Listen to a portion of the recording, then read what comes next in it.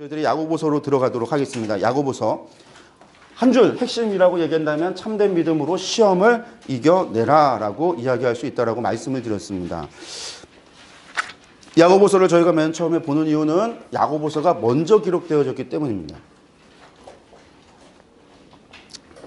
서신서 가운데 가장 먼저 된 것이 야고보서다라고 말씀을 드렸고, 이 야고보서는 예루살렘 공의회의 회의를 주관했었던 장로 야고보였고, 예수님의 동생이었고 62년에 순교했던 사람이었고, 사도행전을 보면 바울 사도가 3차 전도 여정을 끝나고 연보를 예루살렘 교회에 갖다 줄 때 예루살렘 교회 지도자로 있었던 사람이 이 야고보였습니다. 그래서 야고보가 바울 사도에게 정결례를 행할 것을 요구하게 되는 것을 볼 수 있습니다. 왜냐하면 갈라디아 지역에서 왔던 수많은 유대인들이 지금 바울 사도에 대한 반바울 감정을 가지고, 바울 사도가 지금 율법을 무시하고 하나님의 법을 무시하고 하나님 말씀을 무시한다. 그러니까 정결례를 행함으로 당신이 하나님의 말씀을 존귀히 여기고 지켜 행하는 것을 보여줘라 라고 이야기할 때 나왔던 장로 야고보가 바로 이 야고보서를 쓴 야고보입니다.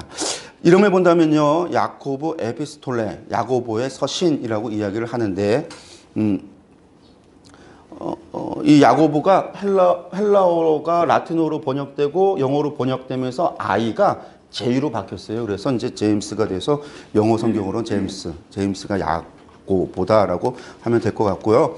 넘어가서 기록자 이제 예수님의 형제 야고보 말씀을 드렸고, 기록자에 대한 다른 견해들이 쭉 있는데 그냥 책을 한번 팁을 여러분들이 한번 쓱 보시면 내용 보시면 좋겠고요.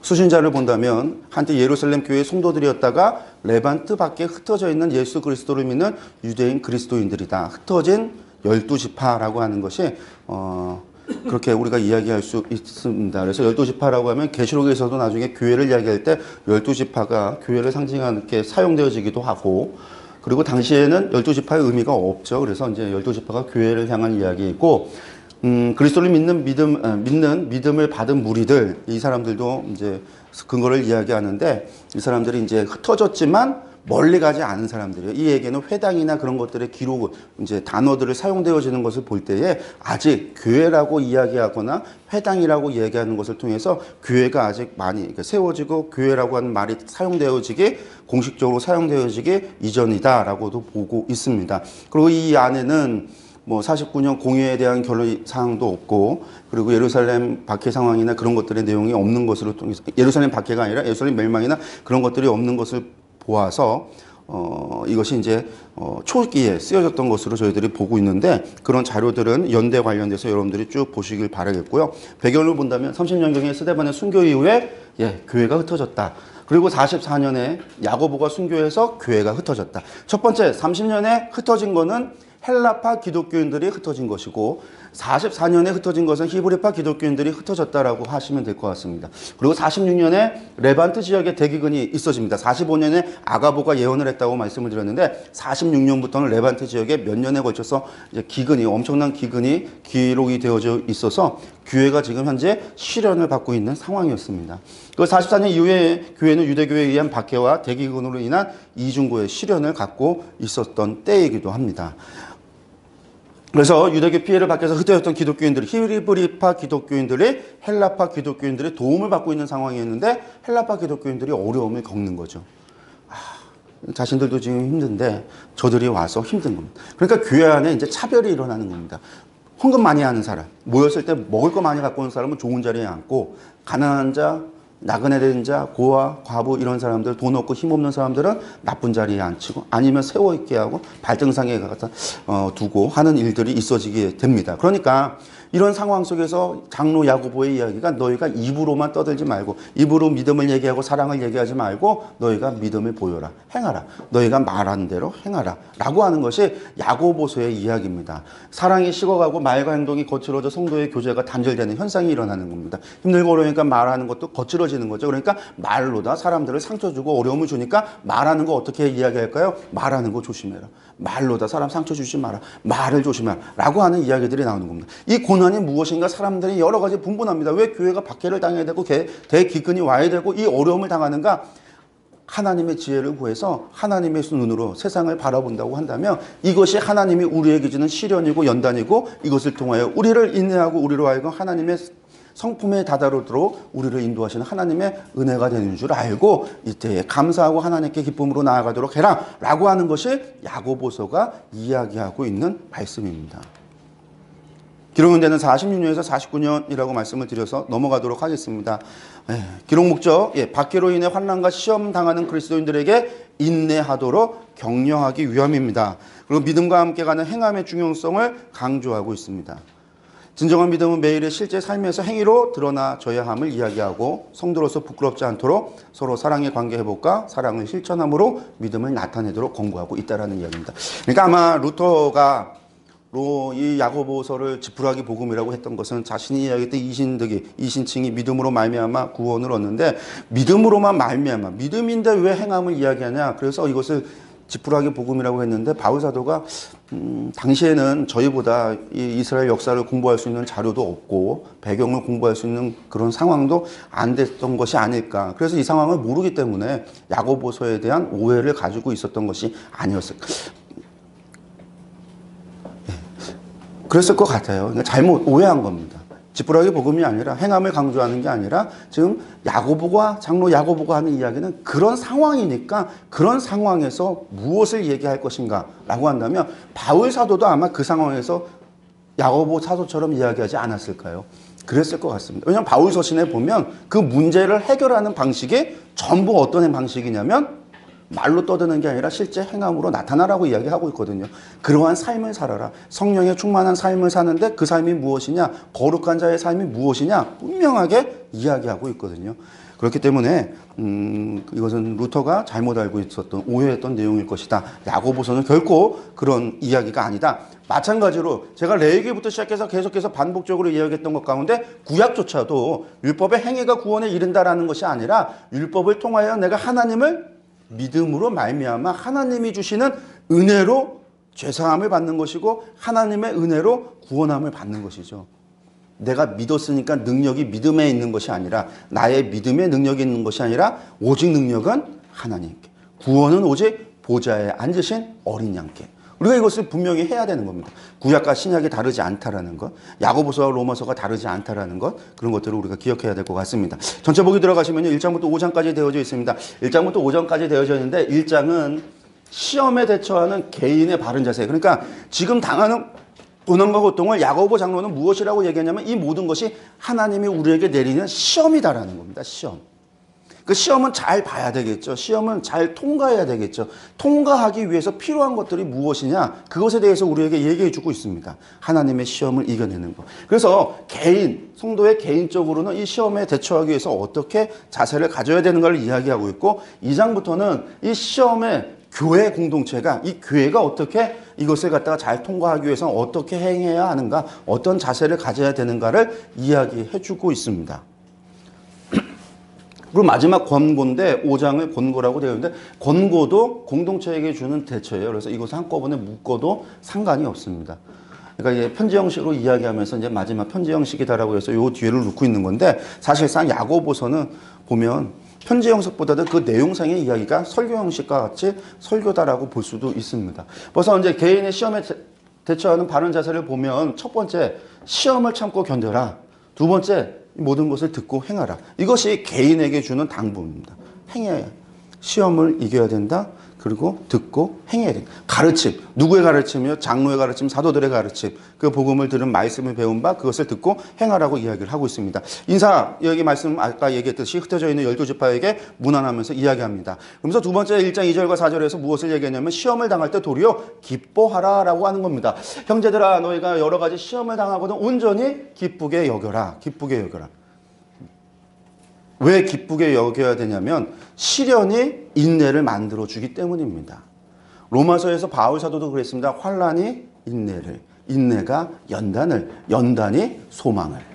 그것이 소망이라는 겁니다. 그래서 시험은 우리에게 인내를 만들어주기 때문에 그리고 그 인내는 우리에게 연단은 우리로 하여금 소망, 하나님과 동행하고 동거하며 하나님이 원하시는 장성한 분량에 이르며 우리가 하나님의 백성으로서 온전한 삶을 살아갈 수 있도록 하는 소망을 우리에게 주시고, 그리고 그 결국에 그 소망의 끝은 무엇이냐면 영원히 하나님과 함께하는 그 삶에 대한 소망입니다.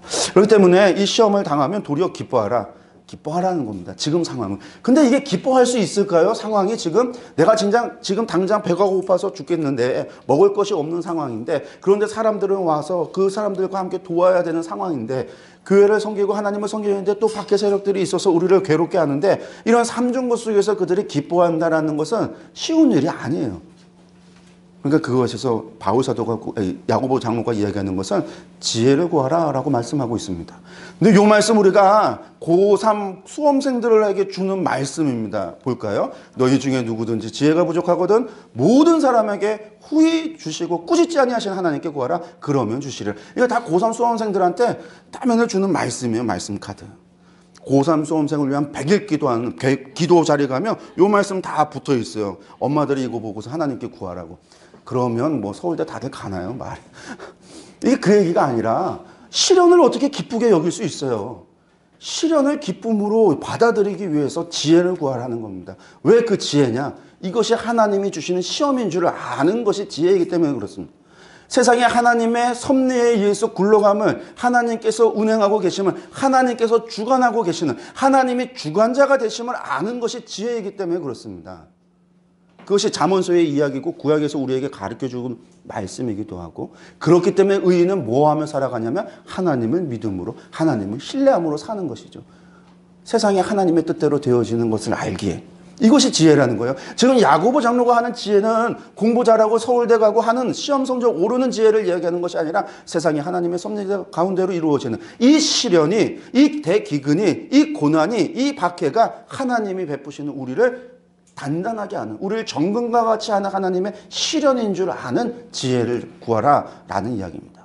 그리고 이제 불을 향한 자세를 이야기하는데 뭐라고 얘기하냐면, 야, 낮아졌다고 비굴하지 말고, 왜 자신을 한탄하지 말고 부했다고 그만하지 마라 라고 하는 거예요. 그러면서 낮은 형제는 높음을 자랑하고 부한 자는 낮아짐을 자랑하라 라고 이야기하면서, 부라고 하는 것은 그 행하는 일이 이와 같이 쇠잔, 풀이 말라 꽃이 떨어지듯이 그렇게 사라져 버릴 거.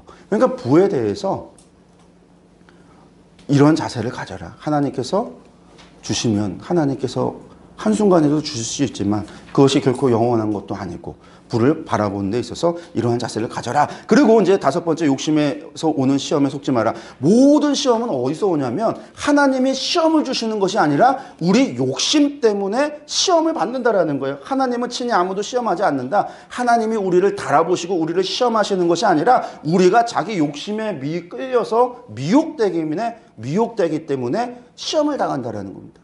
그래서 욕심이 잉태한 지 죄를 낳고 죄가 장성한 지 사망을 낳는다라는 거죠. 그러니까 이 시험을 이기기 위해서는 자신의 욕심을 내려놔야 된다는 거예요. 예. 그리고 이제 1장 19절에서 1장 27절에 듣고 행하라는 말씀을 합니다. 이때 우리가 너무나 잘 아는 이제 말씀, 야고보서에서 나오는 이야기들이 나오는데, 특별히 이제 1장 22절 말씀을 보면 너희는 말씀을 행하는 자가 되라 라고 분명하게 말씀하고 있습니다. 말씀을 행하는 자가 되라는 거예요. 여기서 행하라는 자라는 지금까지 들어왔던 모든 말씀대로, 하나님의 가르침대로, 복음의 가르침대로, 사도들의 가르침대로 그 어려운 시련 속에 순종하라라는 이야기입니다. 입으로만 떠들지 말고, 입만 산 기독교인 되지 말고.